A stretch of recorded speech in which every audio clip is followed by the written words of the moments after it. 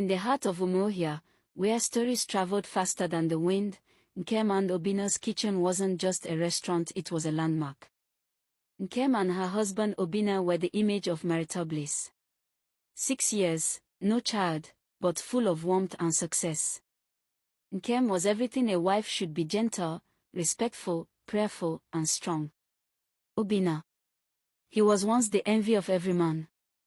A hard-working, charismatic provider with a smile as warm as the food he served.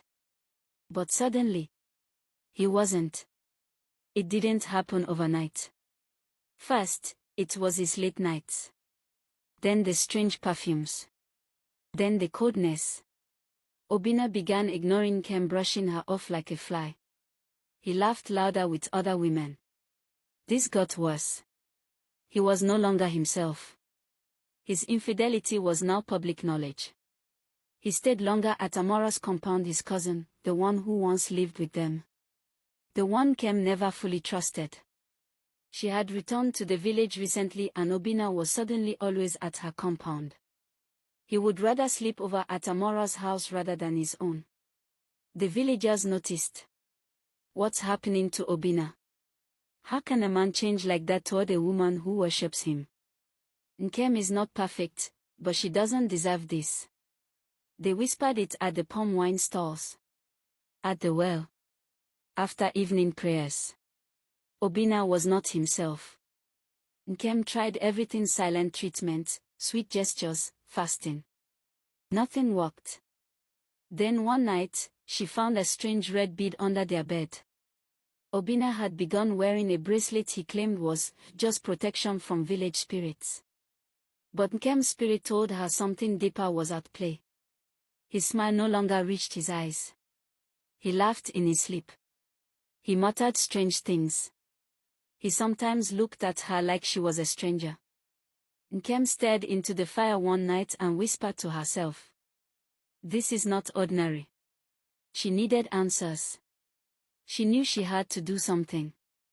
She left the next morning quietly, before dawn. She told no one where she was going. The restaurant was closed. The village assumed she went to pray or visit her mother, who was a known medicinal herbalist in neighboring village. She walked day and night, looking for a sign or an answer but could not find any. She gave up hope and said to return to her home at night. On her way through the forest, she stumbled upon a mystery in the thick forest that beamed with strange lights. She approached the lights and to her surprise it was a strange shrine. There was Mama Ogodi. Blind. Feared. Dreaded. A woman people spoke of in riddles. Nkem was terrified, summoned courage to enter the shrine as she was determined to find answers. As they entered, Mama Ogodi didn't look at her. She simply sniffed the air and said, "The one who ties others in secret often forgets how tightly they knotted the rope." Nkem froze. But Mama Ogodi said no more. Instead, she walked to a stool, sat, and began speaking in riddles. A flame, once fed, will burn until it finds flesh. You fed it. But now you cannot quench it. The one you tried to wake now wanders deeper than you planned. You are here for rescue. I will give you the rope. Nkem listened, unsure what it meant. But then Mama Ogodi gave her a final instruction. Go back. Reopen your pot. Spread a lie loud enough to shake the trees. Say, the one who cursed your husband will go mad in 7 days unless they confess in public. The fire will draw its owner. When Nkem returned to Umuahia, she reopened the restaurant. But the glow was gone. The firewood cracked, but the crowd never returned in full. The food was still rich, but the laughter didn't stick. Obina was present, but his mind drifted. Still, Nkem served food with grace and smiled like a woman who had found answers. Then came the whispers. She whispered to a drunk who had just come for hot pepper soup. Nkem said a prophetess told her the person who cursed her husband must confess in 7 days or run mad. The story spread like loose ash across the village. And every whisper narrowed in on one name. Amora. She had motive. She had access. She had always watched Obina strangely. Even Obina had grown distant from her since Nkem's return. But then the villagers asked the question that made everyone pause. Why would Amara curse her only living relative? What would she gain from destroying the one family she had left? The suspicion was heavy. But the logic? Weak. Still, the clock ticked. Day 5 in the market square. The market was alive. Children ran through stalls. Women haggled over tomatoes. The sun burned quietly. Then it happened. A mysterious-looking woman stormed into the square barefoot, sweating, wrapper loose, shaking like lightning had struck her spine. She fell to her knees. It was me. I cursed him. I did it. I didn't mean for it to go this far. Forgive me. Silence. All movement stopped. Someone dropped a basin. Another clutched her chest. Obina stood. Nkem froze. The woman's face was hidden under robe. Slowly, she lifted her head. Everyone was totally shocked. But even more shocking than her identity was the recognition on everyone's face. Gasps. Murmurs. It can't be. They would have never guessed. No one saw it coming. Nkem stared blankly, but her knuckles gripped her serving spoon like it was a blade. The market had never known such silence. Even the wind seemed to pause. The drums had stopped. There she was. Adeyabi. Daughter of the greatest native doctor who ever walked the earth. Bald. Barefoot. Her wrapper hung loose on her frail frame. As she slowly raised her head, the villagers gasped. It was her. The strange one. The one people only saw near forest and moonlight. She trembled. Her lips quivered as her eyes darted across the crowd. She seemed to be talking to herself. It wasn't supposed to be like this. I did it well, or so I thought. I followed the steps, the routes, the words. But I didn't finish the incantations. Her voice was shaking. Her arms hung by her side. So it turned on itself. Tears ran down her face. Forgive me, she suddenly screamed, to no one and everyone. No one moved. She looked straight at Nkem, whose expression remained cold. Stern. Still. Adeyabi tried to rise. Her hand lifted, as if she had more to say. Then her eyes rolled back. She dropped to the ground. Dead. The great silence and fear in the air was suddenly broken by loud cries and screams. Obina clutched a stall for support. His knees buckled. He looked at the body of the woman who had just died, for him. Nkem stood rooted. Her expression unreadable. Her eyes blinked slowly, like her mind was somewhere else entirely. Adeyabi's body was carried away that night, wrapped in a thick white cloth. The elders said not to speak her name for 3 days. They said the spirit world was angry. So the village held its breath.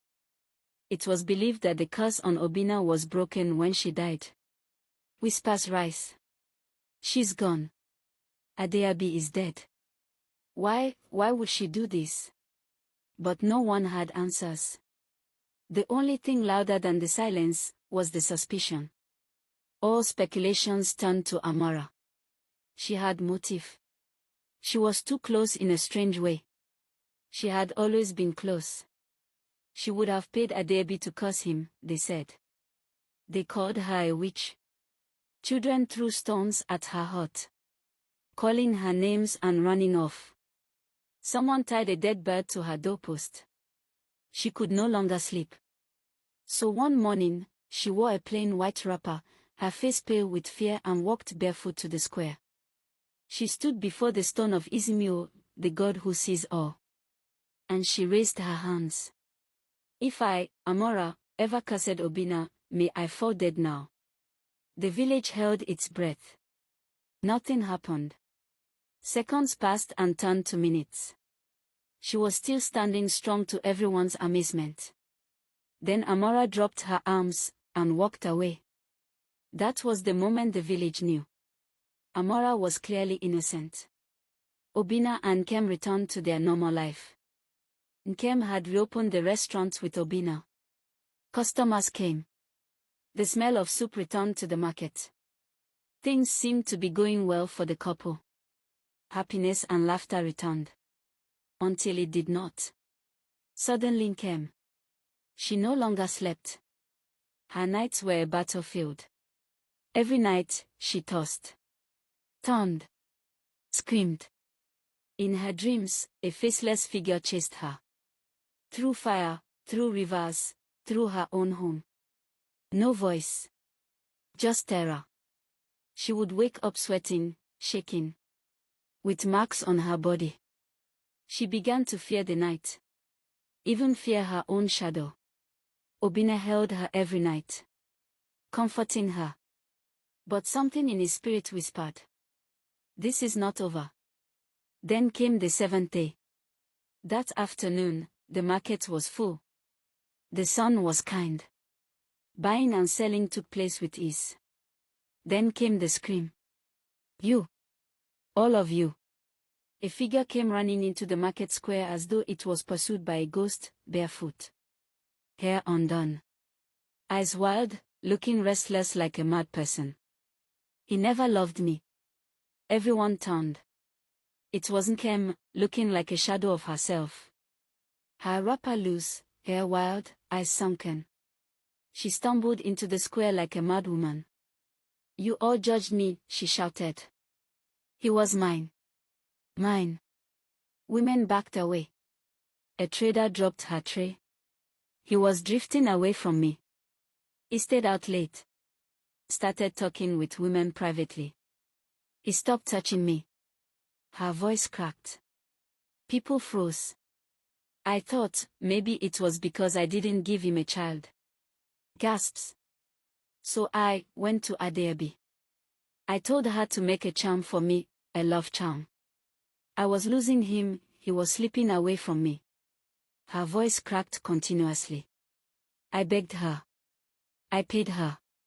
I was desperate. I thought this would give me back my husband. The man I got married to." Children covered their ears. Women gasped. But when nothing changed, I went back to find her, and she was gone. She had vanished. Nkem shook her head violently. "So I went to the forest, to seek help. I met Mama Ogodi, the one who sees but says nothing." Her eyes watered. She spoke in riddles. "I didn't understand her. I thought the gods were angry with me. I didn't know Adeobi would come to the market like that. It dawned on me the day Adeobi died that the charm was not done right and it backfired." She fell to her knees. "I can no longer sleep, Adeobi's spirit is restless, and now it haunts me. I have no peace. I only wanted my husband to love me again. I didn't mean for this to happen. I didn't mean to curse him. I love him so much," she cried. "I just wanted to save my marriage from collapsing." The market was silent. People stared in disbelief. Obinna, shocked, took one slow step forward.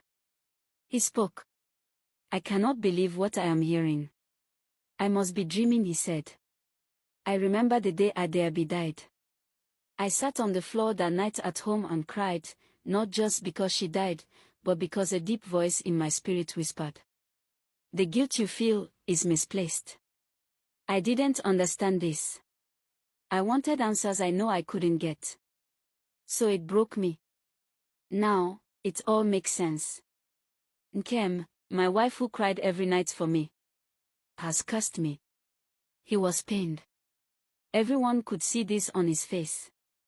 Then suddenly, he dropped to his knees. But not for Nkem. Then what happened next was not expected, at all. He began to laugh. A cold, broken laugh. The kind that makes your skin crawl. Everyone was confused as they expected a different reaction. He looked up and said, Then let me confess too. Nkem blinked in confusion. Confess? To what she thought? The villagers gasped again. Obina began to speak. While you threw me to the wolves and tried to get me back, I was already sleeping with Amora. Gasps. Shouts. All eyes turned towards the same Amora as he walks to meet her. Then putting his hand on her belly, he announced. She's 4 months pregnant. The crowd shouted. She will give me the child you never could. Abomination. Abomination. Voices rose. Obina turned, grabbed Amora's hand from the crowd, and they ran. Through the trees. Past the shrine. They were never seen again. Some say they fled to another village. Others say they crossed the river at night and changed their names. Nkem was almost out of breath. She looked like she had no way to live again. The fall of Nkem. Nkem never returned to the restaurant. The restaurant became a ghost house. The pots turned cold. Some say she began walking in circles at night. And then, she vanished. No goodbyes. No scream. No prayer. Moral of the story. Evil never walks alone. It always returns to claim its maker. You can't force love without bearing something first, and sometimes, it's yourself. Wickedness always asks for more than you're willing to pay. Be good to yourself even when love isn't.